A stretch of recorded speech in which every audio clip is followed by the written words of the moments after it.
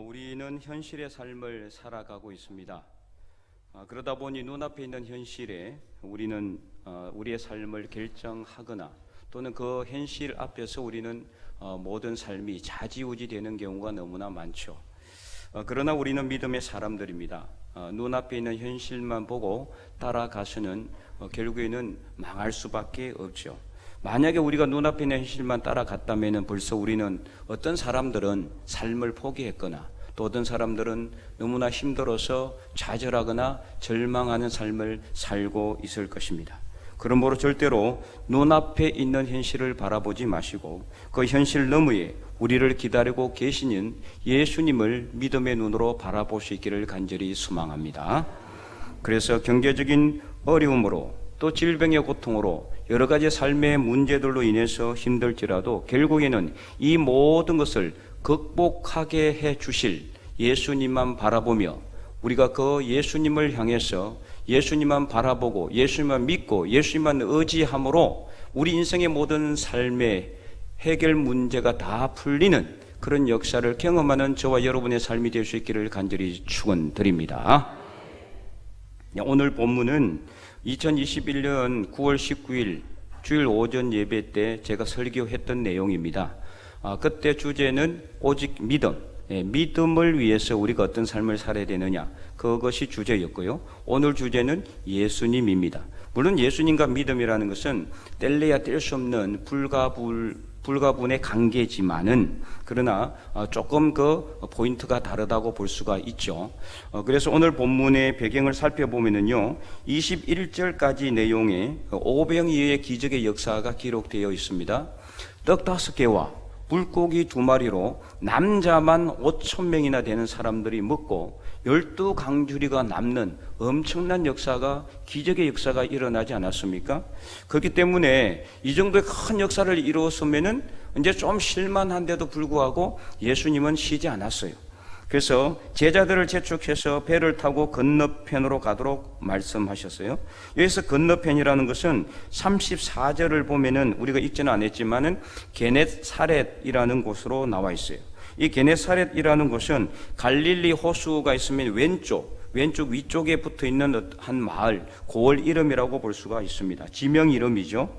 예수님께서 3년간의 공생의 사역을 담당하실 때 주로 어디서 하셨냐면 바로 이 갈릴리 호수 근방에서 하셨어요. 갈릴리. 그래서 이 갈릴리 호수 주변에 있는 마을들, 갈릴리 호수를 건너가서 사역을 행하시고 또 건너와서 또 귀신을 쫓아내시고 병자들을 고치시고 말씀을 전하시고 이런 사역들을 3년 동안 쭉 감당하신 곳이죠. 그래서 이 갈릴리 호수는요, 이 너무나 커가지고 바다로도 이렇게 사람들이 불렀어요. 너무나 크니까, 넓어서 크니까. 그래서 오늘 본문에도 호수가 아니라 바다로 이렇게 되어 있지만 실제는 바다가 아니라 호수입니다. 그래서 34절 이후에도 보면은 수많은 병자들을 고치시는 내용이 쭉 기록이 되어 있는데요. 이처럼 예수님은 쉴 새 없이 사역을 감당하셨기 때문에 정말 쉴 틈도 없었어요. 그래서 오늘 본문에도 역시 큰 역사를 이루었잖아요. 오병이어 기적의 역사. 이 많은 사람들을 다 뒤치다꺼리 하시고 제자들과 함께 이 사람들을 먹이시고 이 사람들에게 또 말씀을 전하시고 이런 사역들을 감당하셨으면은 쉴만한데도 전혀 쉬지 아니하셨다라는 거죠. 그래서 오늘 보면 우리가 읽어봤지만 22절에 예수께서 제자들을 재촉하여 빨리 가라. 그래서 배를 타고 건너가도록 게네사렛 쪽으로 가도록 하셨고 무리를 보낸 후에 23절에 본인은 어떻게 하셨습니까? 기도하러 산으로 올라가셨다. 예수님이 능력이 없고 힘이 없어서 지혜가 모자라서 기도하셨을까요? 이것은 바로 제자들에게 또 오늘 우리가 예수님을 믿는 모든 사람들에게 기도의 본을 보여주기 위해서 기도하러 따로 산으로 올라가셨다라는 겁니다. 그런데 24절에 예수님 없이 제자들만 타고 가던 배가 바람으로 인해서 고난을 당하게 됩니다. 그리고 25절에 밤 사경이 되어서 예수님께서 바다 위로 걸어 제자들에게 오셨습니다. 자, 이 밤 사경은 언제냐면은 우리 시간으로 본다면은 새벽 3시에서 6시 사이예요. 그러니까 거의 밤이 아주 깊은 시간이잖아요. 근데 지금 제자들은 어떤 상태입니까? 제자들은 지금 잠을 못 자고 있는 상황이에요. 뭐 때문에요? 이 바람 때문에 수없이 고난을 당해가지고 기진맥진해 있는 상태에서 예수님께서 바다 위로 걸어오셨다라는 거예요. 제자들이 타고 가는 배로 걸어오시고 있는 이 예수님을 보고 26절에 제자들은 유령으로 착각하고 무서워서 소리를 지르게 됩니다. 그러자 27절에 예수님께서 뭐라고 말씀하셨습니까? 자, 27절 보니까 예수께서 적시 이르시되 안심하라 안심하라 나니 두려워하지 말라, 이렇게 제자들을 안심시켰습니다. 그런데 이때 이를 보고 28절 이 베드로가 만일 주님이시거든 나를 명하사 물 위로 오라 하소서, 이렇게 요청을 합니다. 그러니까 주님이시라면은 얼마든지 나로 하여금 물 위를 걷게 하실 것이라는 믿음이 베드로에게는 처음에는 있었다라는 거죠. 그러니까 그렇게 예수님께 요청을 한 게 아니겠어요? 그래서 어떻게 합니까? 29절에 예수님께서 오라 명령을 합니다. 그러자 어떤 일이 일어났습니까? 베드로가 배에서 내려 물 위로 걸어서 예수님께로 가되. 놀라운, 이건 바로 기적이죠. 예수님이 물 위를 걷는 것은 기적의 기적 아니에요. 기적 아닙니다. 그죠? 예수님이 물 위를 걷는 것은 그냥 평범한 겁니다. 일반적인 겁니다. 당연한 것입니다. 그러나 베드로가 물 위를 걷는다는 것은 이건 기적이에요. 사람이 물 위를 걸을 수 있습니까? 물 위를 걸을 수는 없어요. 인간의 능력으로는 불가능합니다. 이론적으로는 가능해요. 이론적으로는 어떻게 하면 됩니까? 한 발이 물에 빠지기 전에 다른 발을 다시 디디면 되는 거죠. 이론적으로는 가능한 거죠. 이론적으로는. 근데 그게 가능합니까? 그냥 안 되는 거예요. 그게 될 수가 없어요. 그래서 이론적으로는 가능하지만은 실질적으로는 불가능하다 보니까 이 기적의 역사를 보고 많은 사람들이 이것을 과학적으로 입증하기 위해서 많은 실험을 했지만은 다 실패했어요. 그래서 사람의 능력으로는 불가능한 것을 베드로가 하게 된 거죠. 근데 베드로 개인의 힘으로 했습니까? 아니죠. 예수님을 믿는 믿음으로 그는 처음에 물 위를 걷게 된 것이라고 볼 수가 있는 겁니다. 그런데 문제가 생겼습니다. 물 위를 잘 걸어가던 베드로가 점점 물에 빠져가게 되는 거죠. 그래서 30절 보면 이렇게 기록이 되어 있습니다. 바람을 보고 무서워 빠져가는지라 소리 질러 이르되 주여 나를 구원하소서, 나를 구원하소서. 이를 통해서 우리는 중요한 사실을 알게 됩니다. 그것은 바로 이 기적이라는 것은요, 기적이라는 것은 물론 우리 의지와 상관없이 일어나는 경우도 가끔 있어요. 아주 특별한 케이스죠. 그러나 거의 대부분의 경우에는 그렇지 않습니다. 기적이라는 것은 바로 우리가 예수님을 믿는 믿음의 분량만큼 일어난다라는 거예요. 믿음의 분량만큼. 그래서 우리가 예수님을 제대로 믿고 확실히 믿고 많이 믿을수록 기적은 많이 일어나게 되는 겁니다. 우리가 예수님 이것밖에 믿지 못하면은 이것밖에 기적이 안 일어나요. 하도 작기 때문에 그게 기적인지 아닌지도 몰라요. 만약에 오늘 본문의 베드로가 아무리 거센 바람이 불어와도 강풍이 몰아쳐도 그가 만약에 예수님만 굳게 믿고 끝까지 예수님만 바라봤다면은 그는 물 위를 걸어갔을 뿐만 아니라 날아갔을지도 몰라요. 그러면 어떻게 이것을 확인할 수가 있느냐? 자, 31절에 보면은 예수님께서 뭐라고 말씀합니까? 우리 31절 말씀 다 함께 큰 목소리 한번 읽어볼까요? 예수께서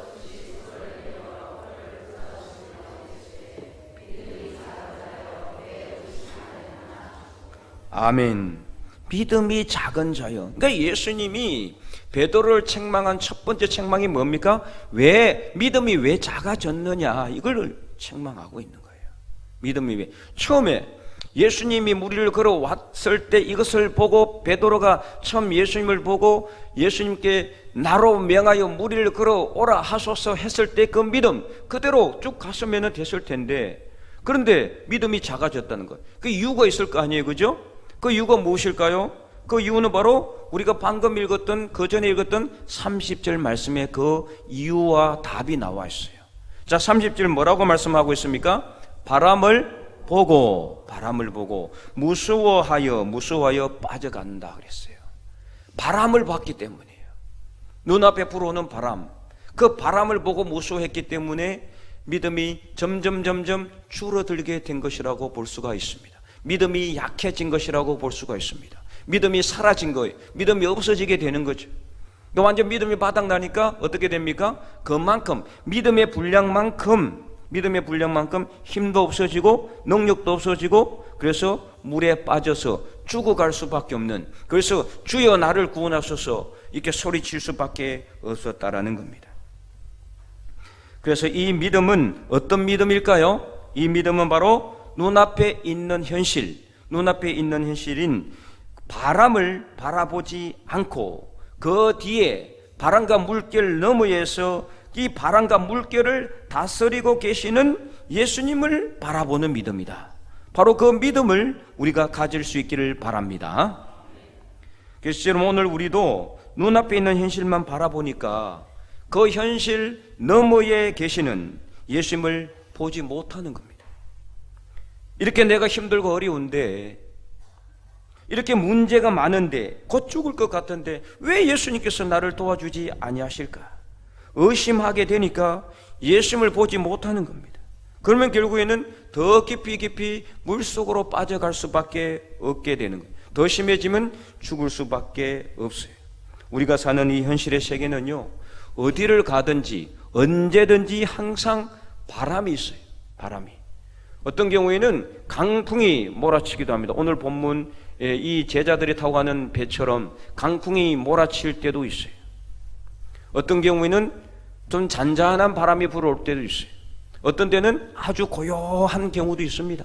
그러나 언제 또 그 센 바람이 몰아칠지 아무도 모르는 겁니다.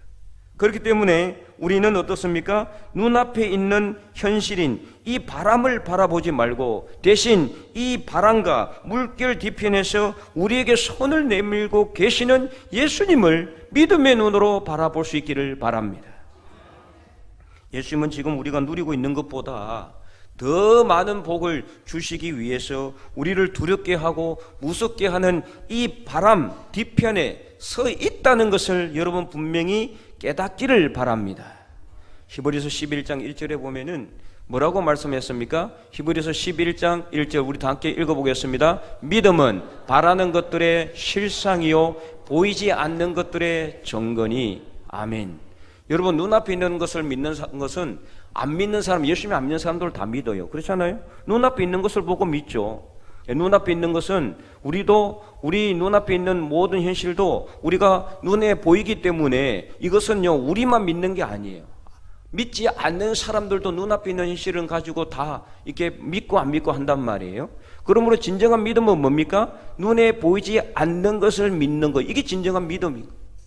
눈에 보이지 않는 것. 그래서 믿음은 우리가 바라는 것들, 지금 눈에 보이지 않지만은 그것이 이루어질 것이라고 바라는, 소망하는 이것의 실제의 모습이고, 보이지 않는 것, 지금 보이지 않잖아요. 우리 눈에 보이지 않아요? 여러분, 천국이 눈에 보입니까? 당장? 안 보입니다. 그러나 보이지는 않지만은 우리가 볼 수 있는, 믿음의 눈으로 볼 수 있는 것들의 실상이요 또 우리가 그것의 증거다. 즉 나중에 우리가 믿음으로 인해서 믿음을 이기고 믿음으로 이 현실을 이기고 살아가다 보면은 나중에 우리가 천국으로 가게 되는 그것이 바로 증거가 된다. 우리 이전에 있었던 수많은 믿음의 선진들이 바로 그런 삶을 살아갔습니다. 그들이 왜 힘들고 어려운 삶 가운데서도 끝까지 믿음을 놓지 않고 믿음의 삶을 살아갔습니까? 바로 이것을 증거하고 있는 거죠. 그들은 눈에 보이지 않는 것들을 믿었기 때문에, 눈에 보이지 않는 천국에 대한 소망을 그들은 믿었기 때문에 힘들고 어려워도 어떤 사람들은 죽음의 길을 가기도 했고 순교의 길을 가기도 했고 어렵고 힘든 삶을 살아가기도 했지만 믿음을 놓지 않았다는 겁니다. 이처럼 우리 믿음은 우리 눈앞에 보이는 현실에 대한 믿음이 아니에요. 우리 눈에 보이지는 않지만 우리 눈앞에 있는 현실 너머에 분명히 계시는 예수님을 믿는 믿음, 그 예수님을 바라보고 살아가는 믿음, 바로 그것이 진정한 믿음인 줄 아시기 바랍니다. 그래서 우리는 천국에 대한 소망이 비록 눈앞에 보이진 않지만 우리가 바라고 우리가 소망하고 이루어질 것이라고 믿기 때문에 이 보이지 않는 저 천국을 소망하며 어렵고 힘든 이 현실의 삶을 이기고 극복하고 앞으로 나아가는 것, 예수님만 바라보는 것, 예수님만 믿고 의지하는 것, 바로 이것이 진정한 믿음인 겁니다. 그러므로 사랑하는 성도 여러분, 예수님만 믿으면은 기적이 일어난다는 것을 믿습니까? 그래서 여러분의 삶 속에서도 기적이 일어나기를 원하십니까? 그렇다면 우리를 위해서 십자가에 못 박혀 돌아가신 예수님을 분명히 믿으시기 바랍니다. 그래서 우리가 믿는 예수님께서 어떠한 어려운 현실 가운데서도 우리를 도와주시고 우리를 지키시고 우리를 이끄실 것을 분명히 믿으시기 바랍니다.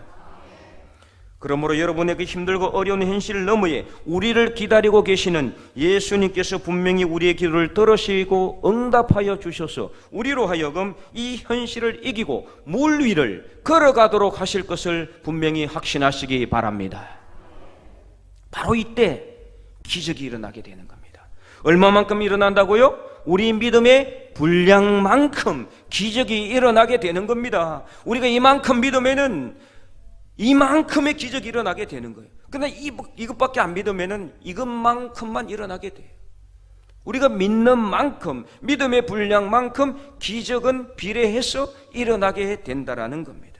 그래서 우리가 예수님을 많이 믿으면 믿을수록 예수님은 그 믿음의 분량만큼 우리에게 역사하시고 기적을 베풀어 주시는 겁니다. 그래서 경제적인 어려운 문제도 해결되게 되는 것이고 어떤 질병도 고침을 받게 될 것이고 자녀 문제도 해결되고 자녀들의 직장 문제도 해결되며 삶의 모든 어려움도 다 해결될 수 있을 줄로 분명히 믿고 확신하시기 바랍니다. 세계 굴지의 플라스틱 회사인 US 플라스틱이라는 그 회사의 창업주인 스탠리 템이라는 사람이 처음으로 이 플라스틱 회사를 인수를 했어요. 그래서 정말 열심히 했습니다. 불철주야 잠도 자지 않고 노력하면서 열심히 회사를 이렇게 잘 경영하려고 노력은 했지만은 계속해서 여러 가지 어려움들이 닥쳐옵니다. 결국에는 부도를 내고 회사 문을 닫고 말았습니다. 깊은 좌절감 속에서 허우적거리는 어느 날 새벽에 그는 교회를 찾아가서 하나님께 간절하게 기도합니다. 그러다가 그는 물에 빠져서 오늘 본문의 말씀처럼 물에 빠져서 허우적거리고 있는 이 베드로의 모습을 그는 발견하고 그 모습이 자신의 처지와 너무나 같아서 대성통곡하며 하나님께 간절하게 기도하기 시작했습니다. 그때 그는 다시 기도하며 눈물을 흘리며 그 가운데서 그는 다시 환상 가운데 물에 빠져가던 베드로가 다시 예수님의 손을 붙잡고 물 위를 걸어가는 것을 그는 발견하게 됩니다. 그때 그는 눈물을 흘리면서 결단하게 되죠. 이제부터 제 기업의 주인은 예수님입니다. 명령만 내리시면 절대적으로 순종하도록 하겠습니다. 지금부터 우리 회사 주식의 51%는 다 주님의 것입니다. 모든 회사 수익금의 51%는 무조건 하나님께 바치겠습니다. 그렇게 그는 결단합니다. 그리고 그때부터 다시 회사 문을 엽니다. 그래서 그때부터 열심히 그는 모든 것을 다 예수님께 의지합니다. 예수님께 맡깁니다. 뭘 하든지 간에 예수님께 기도하고 그래서 예수님을 의지하고 예수님이 하신 방법대로 회사를 경영하기 시작했습니다. 그리고 회사 수익금이 많든 적든 간에 무조건 51%를 철저하게 하나님께 바쳤습니다. 그래서 비영리 재단을 만들어서 그 영리 비영리 재단에다가 회사 수익금 51%를 무조건 갖다 넣습니다. 이는 거의 쉬운 일이 아니에요. 너무나 힘들고 어려운 일이에요. 정말 대단한 결정입니다. 그래서 한 12여 년 전에 그가 간증한 그 간증의 영상을 봤는데 그때까지 그 회사에서 하나님께 바친 그 물질이 얼마냐? 1억 2천만 달러.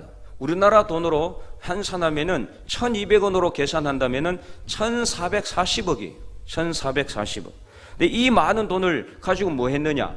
40개가 넘는 나라에 이 140개가 넘는 교회 사역팀을 만들어 가지고 힘들고 어려운 그 국가나 그런 민족들에게 가서 복음을 전하는 복음 사역을 했다는 거예요. 교회도 아니고 선교단체도 아닌 일반 회사에서 그 큰 선교단체도 하기 힘든 엄청난 복음 사역, 선교 사역을 감당했다라는 겁니다.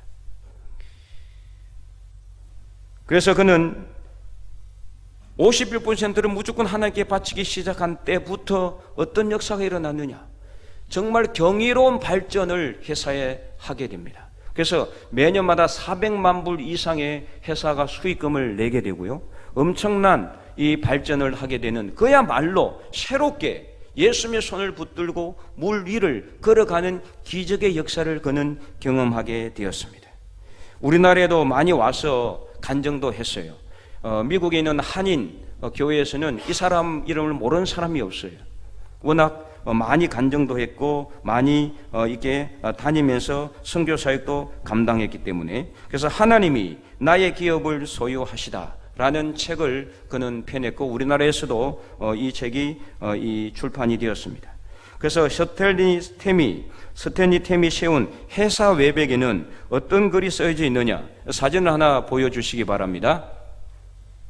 네, 저렇게 써져 있어요. 저 교회가 아닙니다. 교회가 아니라 공장이에요. 회사 공장. 그 US 플라스틱이라는 회사 공장 외벽에다가 저렇게 써놨어요. 뭐라고 되어 있습니까? Christ is the answer이라고 되어 있죠. 크라이스트는 예수님의 또 다른 이름이죠. 그리스도라는 이름입니다. 그리스도가 is the answer. 우리 삶의 뭐다? 답이다. 답. 예. 다시 말하면은 예수님이 답이다. 예수님이 답이다. 예수님께 모든 문제를 다 가지고 나가고 예수님께 모든 것을 다 의지하고 예수님께 모든 것을 맡기면은 예수님이 해결해 주신다, 이런 뜻이. 그 주변에 있는 사람들도, 다니는 주변에 있는 사람들뿐만 아니라 공장을 덜며 날며 이게 들어가고 오가는 모든 직원들도 매일 저 글귀를 보는 거예요. 예수님이 답이다. 그리스도가 답이다. 이 어떤 교회도 아니고요. 공장, 회사가 이런 글귀를 저렇게 써붙이 나타난 것은 그만큼 이 회사의, 공장의 주인은 오직 예수님이라는 것을 천명하고 있는 거예요. 예수님이 모든 것의 답이라는 것을 그는 이렇게 이 모든 사람들에게 보여주면서 그의 기업은 오늘날까지 정말 하나님께서 번영을 누릴 수 있도록 해주셨고 지금도 세계 각지에서 흩어져서 그의 팀들은 복음 사역을 감당하고 있다. 예수님만이 우리 삶의 답입니다. 그러므로 눈앞에 있는 바람을 보고 두려워하여서 물에 빠져가는 베드로가 되지 마시고 바람 뒤편에서 물과 바람을 움직이고 계시는 예수님을 바라보시기 바랍니다. 그 예수님만 믿으시기 바랍니다. 그 예수님께 모든 것을 의지하시기 바랍니다. 그리하면은 예수님께서 우리 삶의 답이 되어 주실 줄로 분명히 믿고 확신하시기 바랍니다. 그래서 우리 눈앞에 있는 강풍 같은 현실, 곧 경제적인 어려움의 문제도 다 해결되기를 원합니다. 질병의 고통이 사라질 수 있기를 원합니다. 우리 모든 자녀들의 어려움도 해결되고 직장 문제도 해결되고 우리 삶의 모든 문제가 다 풀리는 놀라운 역사가, 기적의 역사가 일어날 수 있기를 간절히 소망합니다. 그래서 우리가 다시 예수님의 손을 붙들고 물 위를 걸어가는 기적의 역사를 경험하는 저와 여러분의 삶이 될 수 있기를 주님의 이름으로 간절히 축원드립니다.